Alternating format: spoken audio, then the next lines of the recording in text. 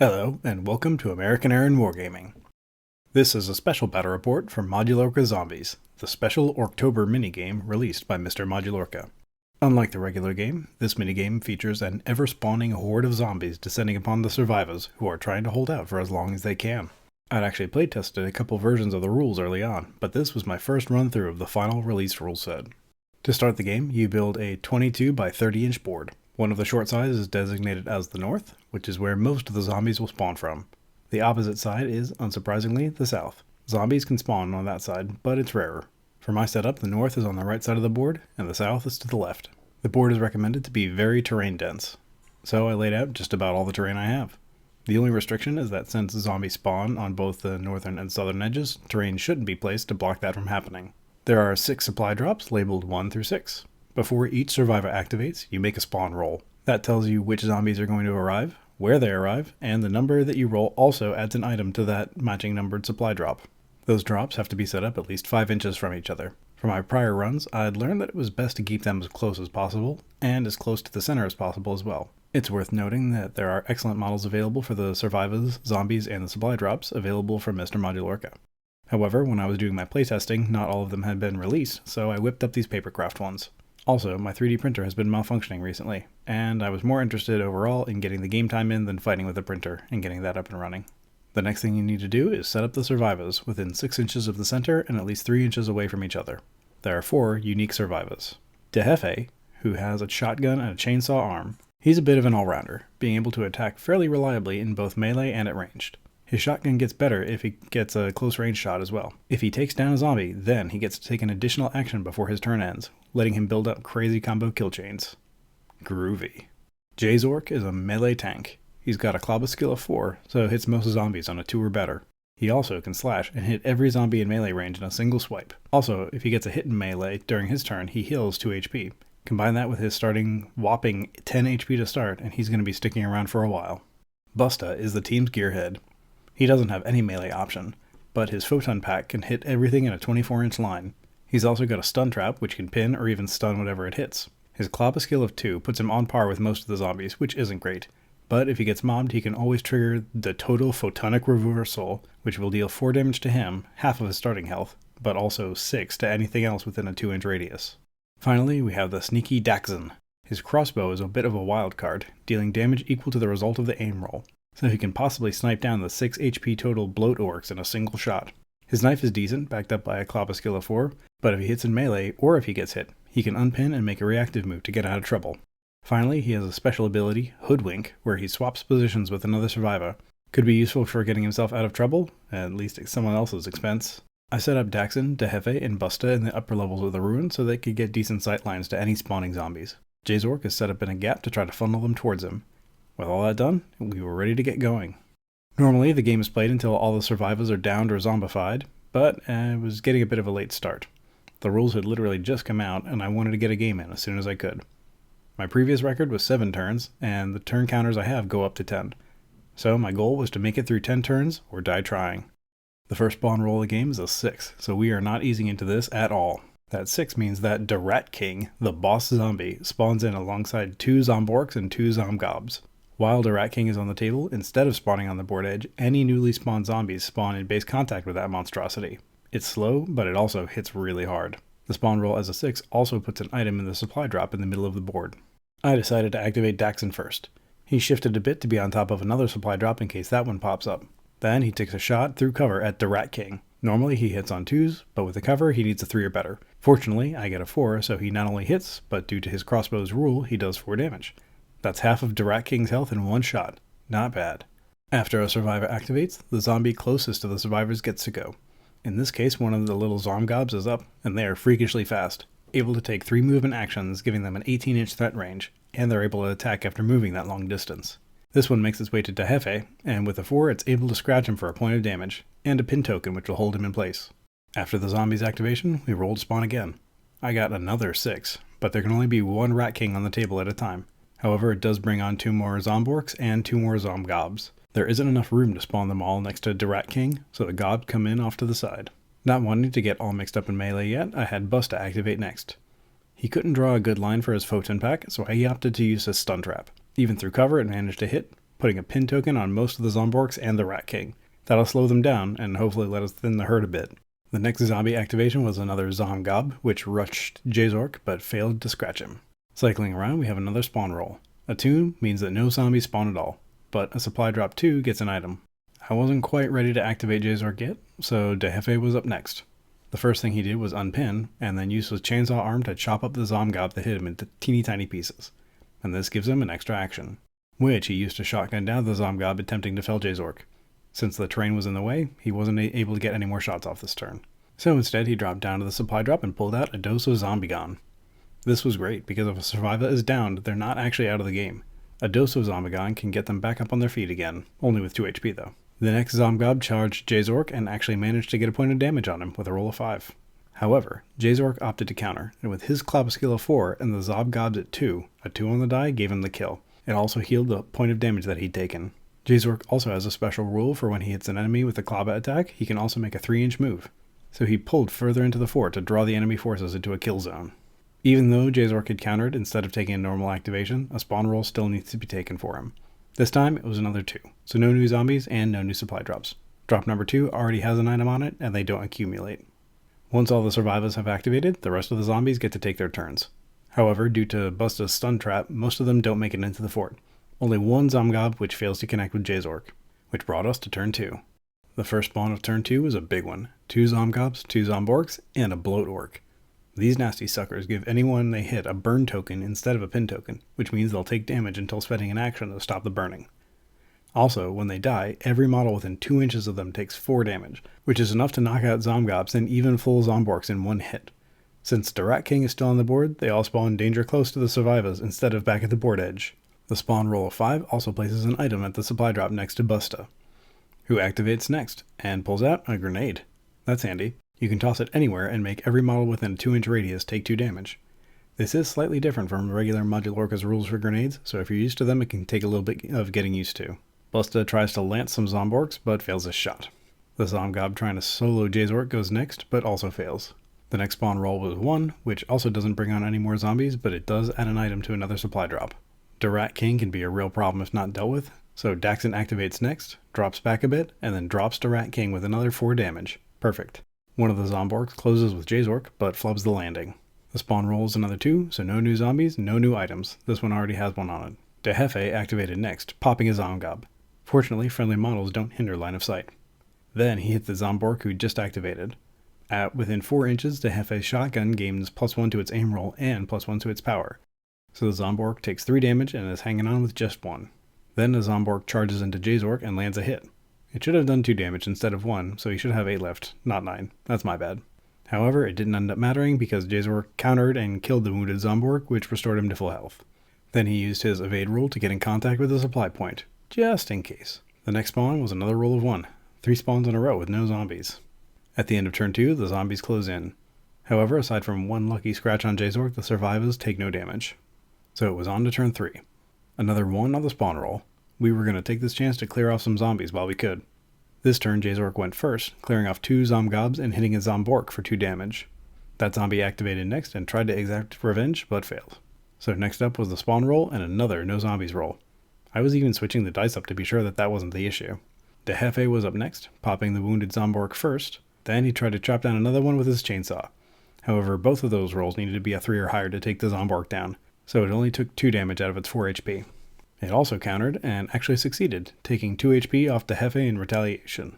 The next spawn roll was a 3. This is the only result which brings zombies in from the south side of the board.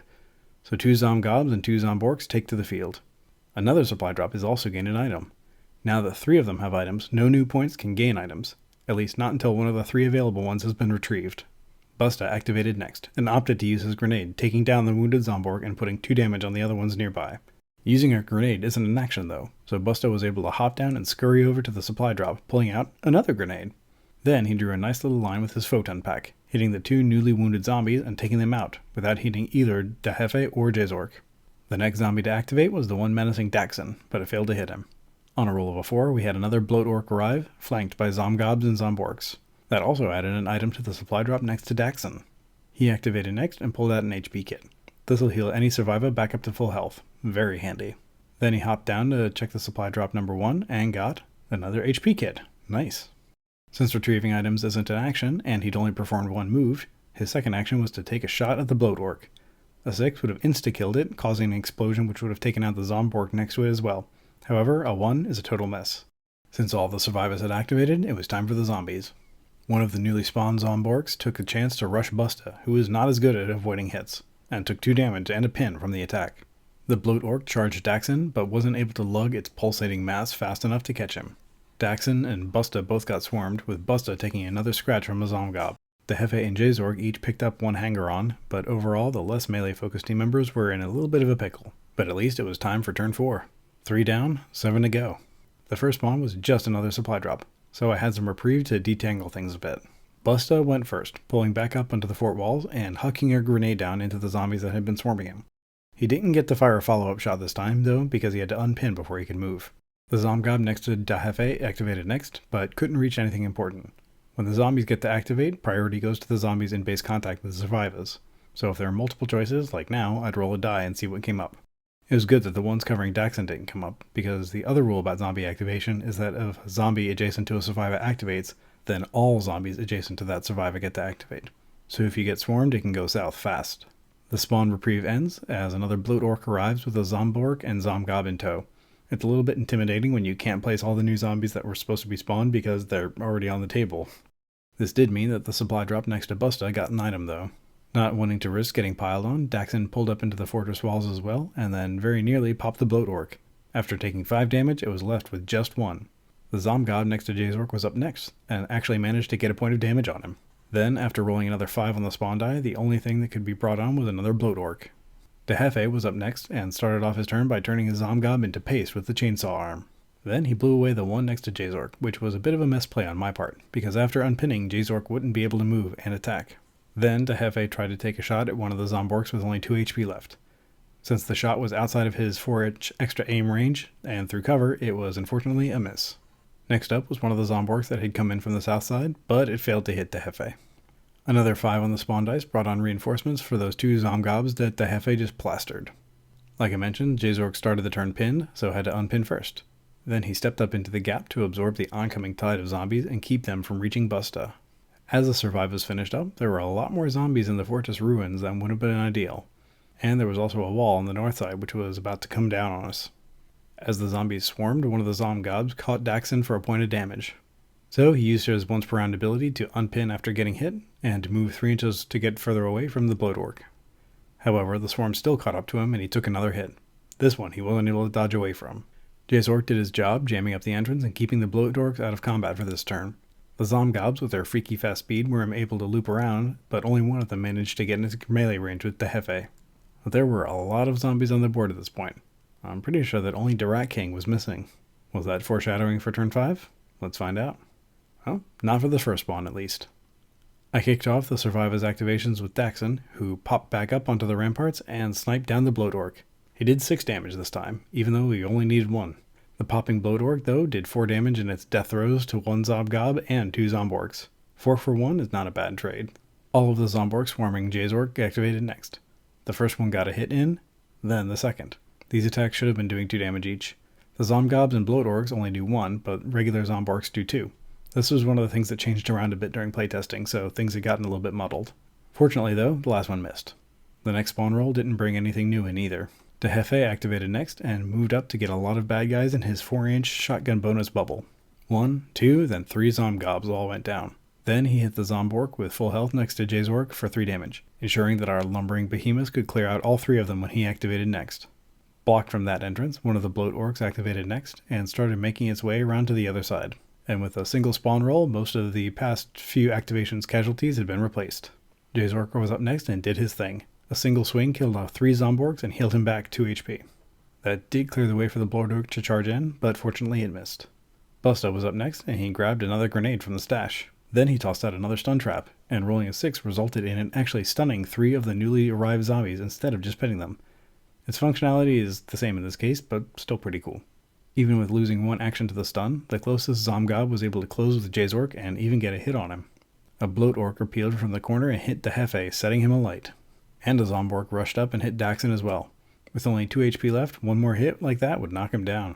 He did use his shift move at least to stay unpinned. The swarm advanced, but the stun kept some of the horde struggling behind, buying precious time to clear out what was already in front of us. We closed out 5 turns, halfway there. But Jefe, Jazork, and Dakzun were all under half health, though we did have some healing items in our back pockets. Which brought us to turn 6. The first spawn of the turn brings on a new Ork. It didn't have a full entourage though, as there weren't enough Zomborks left in the supply. And that did add a new item to the supply drop next to Busta.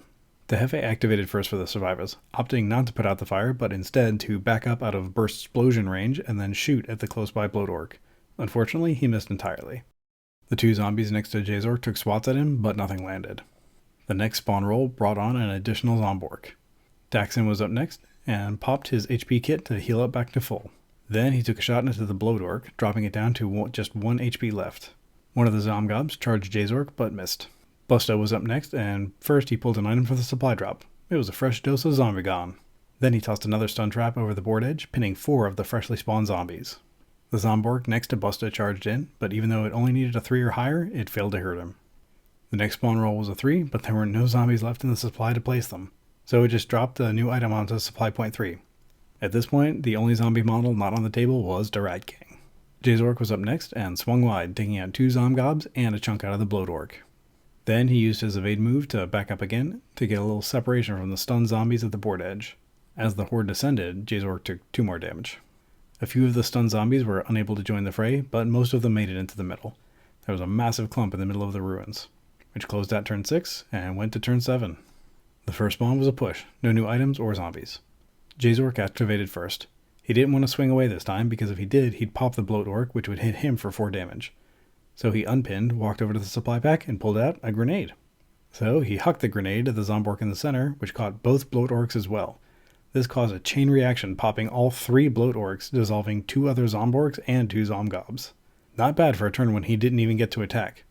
Though he only gets to regen health if he hits in melee, so no extra HP for all that effort. The Zombork next to Busta activated next, and this time did nail him for another 2 damage. With plenty of zombies back in the supply, the next spawn roll brings him on from the southern edge. Jefe, not wanting to risk popping the Ork next to him, takes another point of Pharaoh damage, then moves away and gets 3 damage in with a close-range shotgun blast. That Ork activated next and charged Jazork, who was now closer. It actually hit, doing a point of damage and setting him alight as well. Another 3 on the spawn roll brought on more Zomgobs on the southern side. Busta activated next and hopped down to toss a grenade, doing 2 damage to the zombies below. Then he used his photon pack to zap the other 2 off them and clear them out.